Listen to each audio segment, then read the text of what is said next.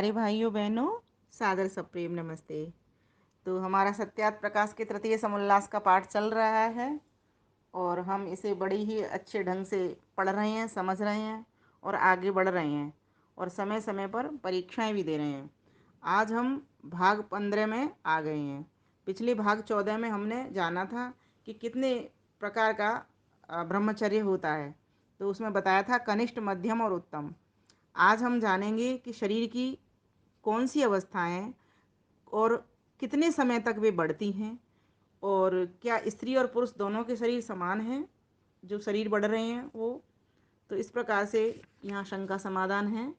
तो इसको समझने का हम प्रयास करेंगे कि महर्षि आनंद सरस्वती हमें क्या समझा रहे हैं। तो आज बताया गया है, तो इसमें सुश्रुत के सूत्र स्थान को लिया गया है। 1:35-13 इसका प्रकरण दिया गया है। आइए इसको भी पढ़ लेते हैं कि शरीर की कितनी अवस्थाएं। तो कहा चत्रोवस्था शरीरस्य, शरीर की 4 अवस्थाएं। वृद्धि, यौवनम, संपूर्णता और किंचित परिहाणेश्चेति। एक वृद्धि है, एक यौवन है, एक संपूर्णता है, एक किंचित परिहाणी। आषोडशाद वृद्धि ही 48 वर्ष तक। आपंचविशते यौवनम। आचत्वारिंशतः संपूर्णता। ततः किंचित परिहाणी चेति। पंचविंशे ततो वर्षे पुमान् नारी तु षोडशे। समत्वागत वीर्यौतौ जानीयात कुशलो विशक। तो इसमें कहा गया है कि चतस्रोवस्था शरीर से, शरीर की 4 अवस्था हैं। एक वृद्धि जो 16वें वर्ष पर्यंत, दूसरी यौवन जो 25वें वर्ष पर्यंत सब धातुओं की बढ़ती होती है। तीसरी संपूर्णता जो 40वें वर्ष पर्यंत सब धातुओं की पुष्टि होती है। चौथी किंचित परिहाणी जब सब सांगोपांग शरीर सकल धातु पुष्ट होके पूर्णता को प्राप्त होते हैं। तदंतर जो धातु बढ़ता है वह शरीर में नहीं रहता, किंतु स्वप्न, प्रस्वेदा आदि द्वार से बाहर निकल जाता है। वही 40वां वर्ष उत्तम समय विवाह का है, अर्थात उत्तमोत्तम तो 48वें वर्ष में विवाह करना। इसमें बता दिया गया कि हमारे शरीर की जो ये शरीर है इसकी 4 अवस्थाएं होती हैं बढ़ने की। तो एक तो वृद्धि, जिस 16वें साल में शरीर में चेंज आ जाता है। 16वें साल तक, 12 साल से लेके 16वें साल में किसी के कम, किसी के ज़्यादा देर से थोड़ा सा फर्क पड़ता है, लेकिन एकदम से शरीर बढ़ा हुआ दिखेगा। जो 10 वर्ष का बालक देखिए आप, फिर 14 का या 16 का देखिए, एकदम बढ़ा हुआ दिखेगा। फिर दूसरी यौवन जो 25वें वर्ष तक, और 25 वर्ष का तो बिल्कुल युवा ही होता है जो गृहस्थ में प्रवेश करता है, तब तक धातु बढ़ती है, मतलब शरीर बढ़ता है। तीसरी संपूर्णता 40वें वर्ष तक सब धातुओं की पुष्टि होती है। और चौथी किंचित परिहाणी, कहा गया कि 40 वर्ष तक ही शरीर बढ़ रहा होता है, जो चेंज हो रहे होते हैं, आदमी के परिवर्तन दिखता रहता है उसमें। चौथी किंचित परिहाणी, मतलब किंचित मतलब कुछ थोड़ा बहुत चेंज उसमें। लेकिन जब सब सांगोपांग, अब यहाँ पर सांगोपांग अंग उपांग सहित कौन किसका, शरीर का, हमारे जो शरीर के सब अंग उपांग हैं इनकी सकल धातु पुष्ट होकर पूर्णता को प्राप्त होते हैं। ठीक है। अब इसके बाद में फिर कोई बढ़ोतरी नहीं होती। तदंतर जो धातु बढ़ता है वह शरीर में नहीं रहता। जो किंतु स्वप्न प्रस्वेदात, प्रस्वेद कहते हैं पसीने को, किंतु स्वप्न प्रस्वेदात द्वार से बाहर निकल जाता है। वही 40वां वर्ष उत्तम समय विवाह का है, अर्थात उत्तमोत्तम तो 48वें वर्ष में विवाह करना चाहिए। अब बताइए, सुश्रुत के भीतर तो ये ऐसा वचन वो लिख रहे हैं कि सुश्रुत के भीतर तो ये बात आई है कि 48वें वर्ष में विवाह करना, और 40वां वर्ष जो होता है वो सब विवाह का उत्तम है। अब ये देखना है कि किसका है ये 40वां वर्ष तक, क्योंकि इसमें जो 4 अवस्था बताई हैं 16, 25, 40 और 48। अब जरूर इसमें कोई डिफरेंस होगा, क्या स्त्री और पुरुष के बराबर समान समय में बढ़ते हैं शरीर। तो अब यहाँ पर इसका प्रश्न उठेगा मन के भीतर। अब उसी प्रश्न को, हमारे प्रश्न को लेकर के महर्षि दयानंद सरस्वती ने, कि इस तरह का प्रश्न उठेगा इस सुश्रुत के इस सुश्रुत के सूत्र स्थान को पढ़ करके, तब फिर इसका उत्तर लिखेंगे महर्षि दयानंद सरस्वती। प्रश्न और उत्तर दोनों बनाए उन्होंने। क्या यह ब्रह्मचर्य का नियम स्त्री व पुरुष दोनों का तुल्य ही है? तब फिर वो उत्तर देते हैं, नहीं। जो 25 वर्ष पर्यंत पुरुष ब्रह्मचर्य करे, यदि 25 साल का पुरुष है ब्रह्मचर्य कर रहा है, तो स्त्री के लिए वो समय कितना होगा ब्रह्मचर्य का? तो कहा 16 वर्ष का होगा। 16 वर्ष तक कन्या। जो पुरुष 30 वर्ष पर्यंत ब्रह्मचारी रहे तो स्त्री 17 वर्ष। जो पुरुष 36 वर्ष तक रहे तो स्त्री 18 वर्ष। जो पुरुष 40 वर्ष पर्यंत ब्रह्मचर्य करे तो स्त्री 20 वर्ष। जो पुरुष 44 वर्ष पर्यंत ब्रह्मचर्य करे तो स्त्री 22 वर्ष। जो पुरुष 48 वर्ष ब्रह्मचर्य करे तो स्त्री 24 वर्ष पर्यंत ब्रह्मचर्य सेवन रखे। अर्थात 48वें वर्ष से आगे पुरुष और 24वें वर्ष से आगे स्त्री को ब्रह्मचर्य न रखना चाहिए। परंतु यह नियम विवाह करने वाले पुरुष और स्त्रियों का है, और जो विवाह करना ही न चाहें वे मरण पर्यंत ब्रह्मचारी रह सकें तो भले ही रहें। परंतु यह काम पूर्ण विद्या वाले जितेंद्रिय और निर्दोष योगी स्त्री और पुरुष का है। यह बड़ा कठिन काम है कि जो काम के वेग को थाम के इंद्रियों को अपने वश में रखना। इसको समझ लो। अब यहाँ पर दूने का अंतर लग रहा है। जैसे कहा ना इसमें कि जो पुरुष 36 वर्ष तक रहे तो स्त्री 18 वर्ष तक ब्रह्मचारी रहे। पुरुष 40 वर्ष ब्रह्मचर्य करे तो स्त्री 20 वर्ष करे। पुरुष 44 वर्ष करे तो स्त्री 22 वर्ष ब्रह्मचर्य करे। जो पुरुष 48 वर्ष ब्रह्मचर्य करे तो स्त्री 24 वर्ष तक स्त्री। मतलब अब यहाँ पर ये देखिए आप कि जो विवाह की आयु है वो किस तरह से हो, तो कितना अंतर बताया जा रहा है यहाँ पर कि 24 वर्ष की स्त्री का विवाह हो जाना चाहिए, उससे आगे नहीं। और पुरुष 48 वर्ष तक का हो। इतना यहाँ तक तो ब्रह्मचारी ये रहना ही रहना है। अर्थात 48वें वर्ष से आगे पुरुष 48 वर्ष से आगे पुरुष और 24 वर्ष से आगे स्त्री को ब्रह्मचर्य न रखना चाहिए। अब यहाँ पर इसका मतलब ये नहीं है कि ब्रह्मचारी वो ना रहे। इसका मतलब ये है कि जो विवाह करने के इच्छुक हैं उनके लिए 24 से और 48 से आगे नहीं जाना चाहिए, क्योंकि उन्होंने ये लिख दिया परंतु ये नियम विवाह करने वाले पुरुष और स्त्रियों का है। इसीलिए 24 वर्ष की स्त्री का तक ही बढ़ाना है, उसके बाद उसका विवाह हो जाना चाहिए। और 48 वर्ष के पुरुष का भी विवाह अगर करने का इच्छुक है तो कर लेना चाहिए। विवाह की और भी आयु बताई है, ऐसा नहीं है कि 48 वर्ष में ही जाके विवाह करना है।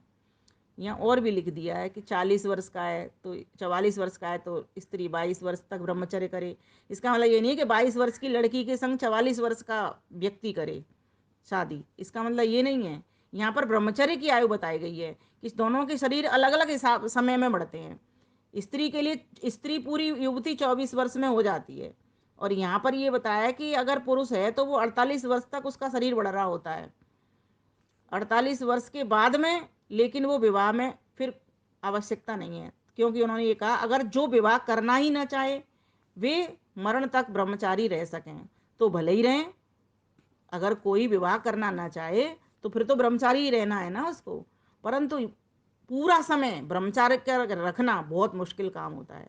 तो वही ये कह रहे हैं कि यह काम पूर्ण विद्या वाले, अगर जिसको पूरा ज्ञान है कि मुझे अपनी इन इंद्रियों को सुरक्षित रखना है, किसी भी तरीके से मुझे अपने वीर्य को नाश नहीं करना है, और इसी प्रकार से स्त्री भी कि मुझे अपने रज को समाप्त खराब नहीं करना।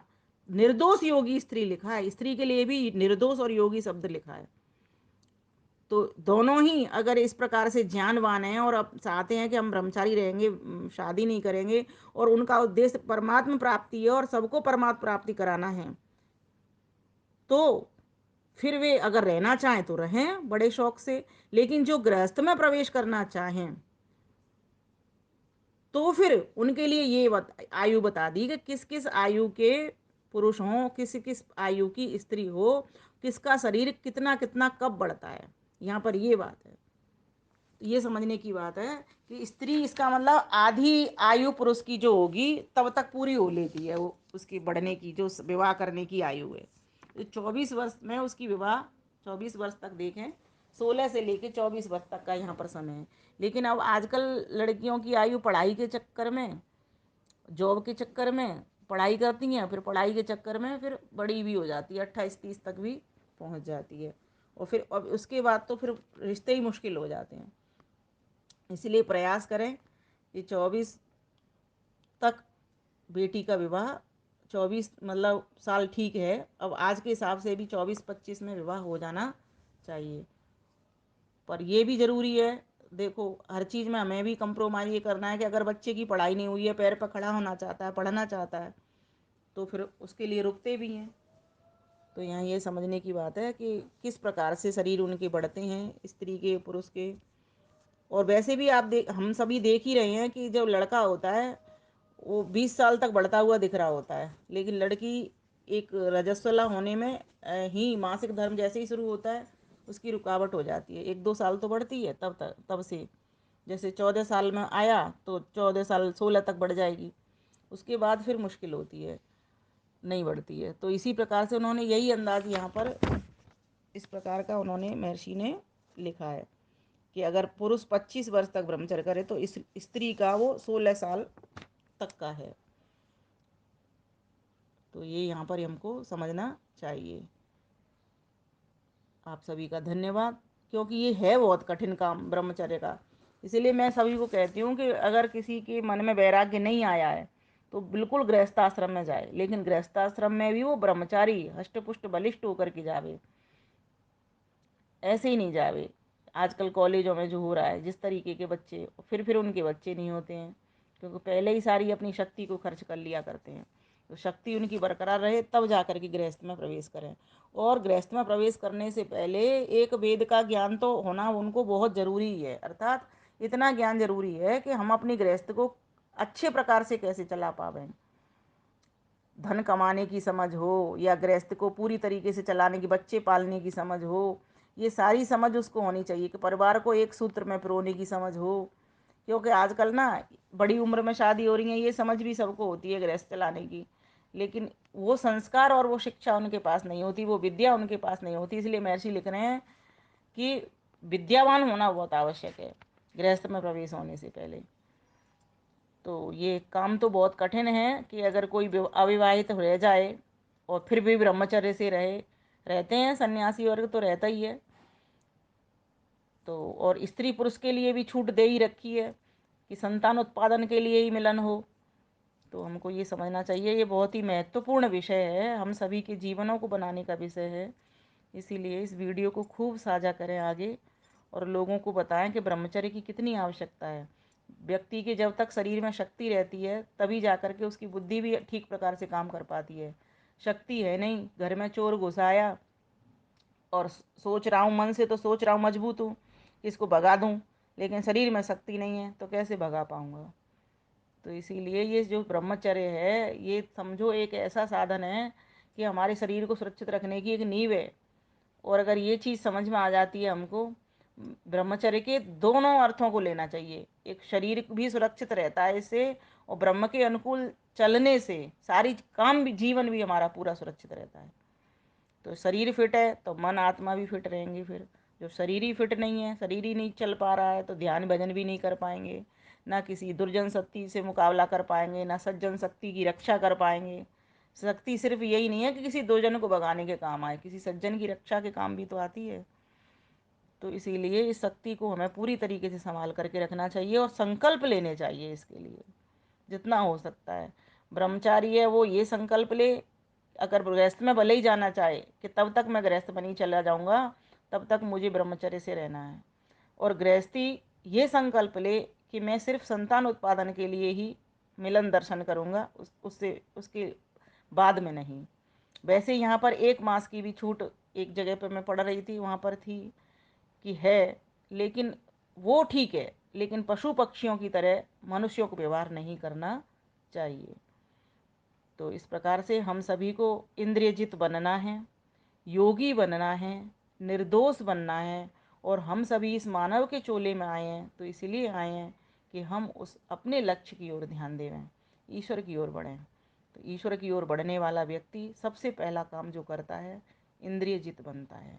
जिस दिन हमको ये रसना पे इंद्रियम आ जाएगा, काम पर इंद्रिय नियंत्रण आ जाएगा, जिह्वा पर नियंत्रण आ जाएगा, वाणी पर नियंत्रण आ जाएगा, है ना, कर्म पे नियंत्रण आ जाएगा कि क्या करना क्या नहीं करना, धर्म पे नियंत्रण आ जाएगा, कौन सा धर्म हमारा है कौन सा धर्म हमारा नहीं है। तो ये सब चीज़ें बहुत ज़रूरी है, क्या सत्य है क्या असत्य नहीं है, जब तक ये समझ नहीं होगी तो हम इंद्रियजित भी नहीं बन सकते। तो इसीलिए हम अपनी इंद्रियों को वश में करने वाले बने। जिस आयु वर्ग के हम हैं, हम देखें कि हम किस आश्रम में हैं और किस आश्रम का क्या धर्म है, हम किस वर्ण के हैं, किस वर्ण का क्या धर्म है।